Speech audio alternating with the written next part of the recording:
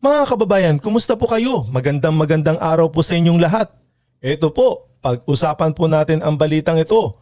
Pangulong Bongbong Marcos, ayaw na daw ng gulo. He is willing to make peace na daw sa mga Duterte. Marami na akong kaaway. Kailangan ko ng kaibigan. Yan po ang kanyang sinabi.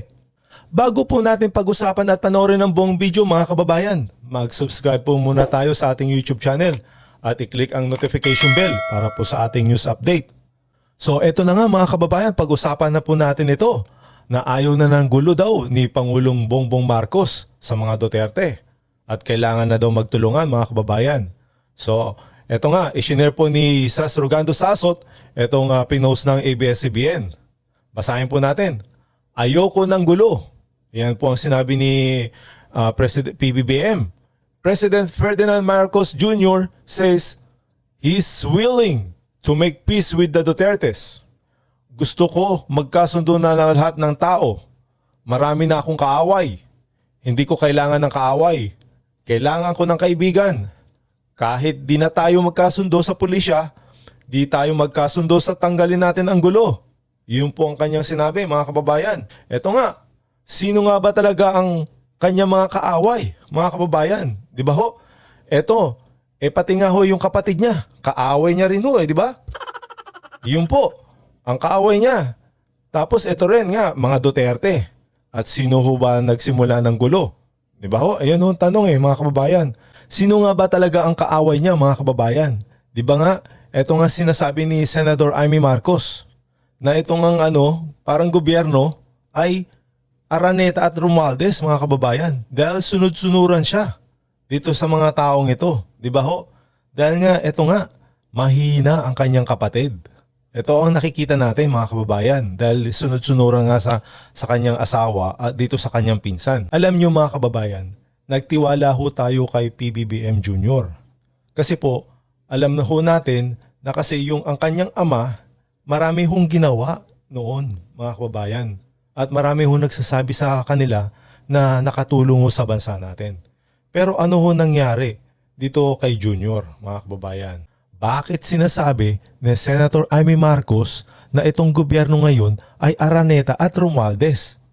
Dahil nga ba mahina ang ating presidente? At sunod-sunuran na lang? Di ba ho? So pagdating sa pamilya Duterte, ano sa tingin nyo? Ano kaya sasabihin dito ni BP Sara Duterte? Ano kaya ang magiging reaksyon niya? So tunghayan po natin yan mga kababayan. So magbasa po tayo ng mga comment mga kababayan kung ano po yung mga sinabi nila. Ito po yung comment ni Sas Rogando Sasot. 3 years. Nakipagbardagulan kay Inday, kay Digong. Isama mo na ang China. Now BBM ayoko ng gulo. Oh. Di ba ho? Ang dami hong na ginawa nila sa pamilya Duterte mga kababayan. Di ba ho? Lalo na itong kay Pangulong Duterte na pinadala po sa ICC. Yan po, isa na rin po yan. Tapos ito pa, ang ginawa kaya ngayon kay BP Sara Duterte na gusto nila ipa-impeach. Di ba ho? Tapos ito ng China na pinipilit nila na pro-China. O di ba ho? Tapos ito naman ang comment ni Joey Diver. Sabog di ba ho natin alam kung sabog ho? Kung tama ho yung sinasabi niya na sincere siya na ito nga bukas sa loob niya. Mahirap na ho, baka mabudol na naman tayo, di ba ho mga kababayan? Ito naman si Tio Moreno na sinabi na ayoko na banggitin, ulul. Yung ulul parang ano lang yan, nagpapatawa lang yan, di ba ho? Natatawa lang ho siya. Ayan. Tapos si Senator Attorney JB Hinlo na BBM, maibabalik mo pa ba si Tatay Digong? Binigay mo na siya sa mga dayuhan. Yun din ang tanong mga kababayan, di ba ho? Kung may babalik niya ba si Pangulong Duterte? Sa tingin ko, wala na ho siyang magagawa. Dahil nga ho, ang magagawa na lang ho ng mga abogado niya na depensa niya itong si Pangulong Duterte na wala naman talagang jurisdiction ang ICC sa Pilipinas. Yan ho na nangyari, di ba ho? Pero yung tutulungan ni BBM, medyo malabo na ho yun na kayang gawin. Ito po, madali lang yan ayusin. Withdraw nila ang kaso sa The Hague. at pauwiin si PRRD and resign tapos ang gulo. May point din ho kayo dyan. Yun nga, kung mawi-withdraw nila, medyo duda ho tayo dyan na gagawin nila ho yan. At tapos para mapauwi na ho itong si Pangulong Duterte. At syempre, malabo rin ito na mag-resign siya. Yan ho, malabo ho yan mga kababayan. Malabo mag-resign yan. Kasi 3 taon na lang, napakabilis lang ho yan eh. So tuloy-tuloy na ho yan. Ito, tapos sinabi pa ho ni Kenji, hindi nagko-connect yung sinasabi niya sa ginagawa niya. Which is totoo rin mga kababayan. Kasi nga, ang dami na hong hindi nagtitiwala sa kanya mga kababayan. Dahil nga, yung mga sinasabi niya, kabaligtaran na ho. Di ba ho? Sinasabi niya lang sa umpisa, pero kabaligtaran yung ginagawa niya. Kagaya nga itong ginawa niya kay Pangulong Duterte na hindi niya daw, wala daw jurisdiction itong ICC, pero ano ang ginawa niya? Pinadala niya sa The Hague. Di ba ho? Ito pa ho. Magpa-hair follicle test ka muna. Yan nga rin ho, di ba? Hindi niya ho ginagawa. Matagal na hong inaano sa kanya na gawin, na pero hanggang ngayon, hindi pa rin niya ho magawa yan, di ba ho? Tapos ito pa, kahit bata, bigyan ng lollipop, ayaw na sa'yo. Yun nga ho, makikita naman ho natin, kapag pupunta siya sa isang lugar, alos wala nga ho na ipagkamaya sa kanya eh. Tapos yung kumakaway ho siya, di ba ho? Parang pilit na lang ho yung mga tao. Ayun. Tapos ito pa ho, apakasinungaling pati na presidente. Ayun nga ho, hindi ho natin na maano yan dahil nga nakikita ho sa kanya na ayun nga, na nagsisinungaling talaga siya sa mga sinasabi niya. Kagaya ngayon, kung ano nangyari dito sa kanyang alyansa, na alam mo, mahina ho na sila.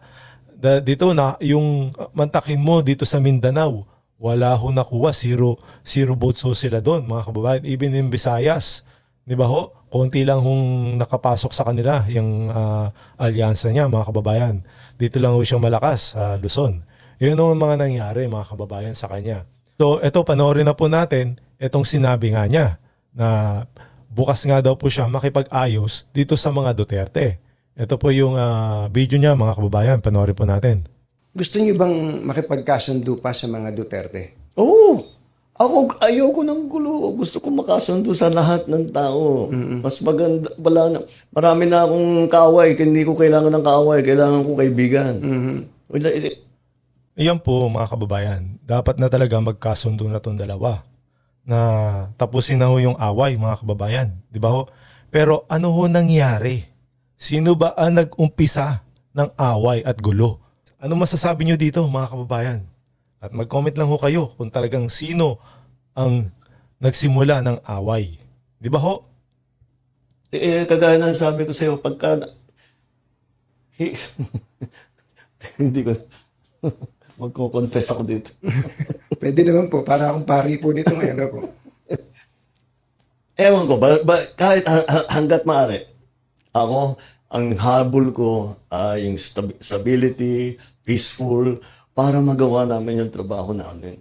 Kaya Ayan nga po, dapat naman talaga ho ginagawa nyo. Di ba ho? Ay, para maayos yung bansa natin. Kung papairalin ho natin ang gulo, wala ho mangyayari dahil ang taong bayan ho ang maghihirap dyan. Naapektuhan ho ang taong bayan. Dapat ho talaga magtulungan na. ako, lagi nga akong bukas sa ganyan. I'm always open to any approach na, alika, magtulungan tayo. Diba? Kahit hindi tayo magkasundo sa polisiya, hindi tayo magkasundo. Gawin na yung trabaho, pero huwag na tayong nanggugulo. Huwag na natin, tanggalin natin yung gulo. So eto nga ang kanyang sinabi mga kababayan.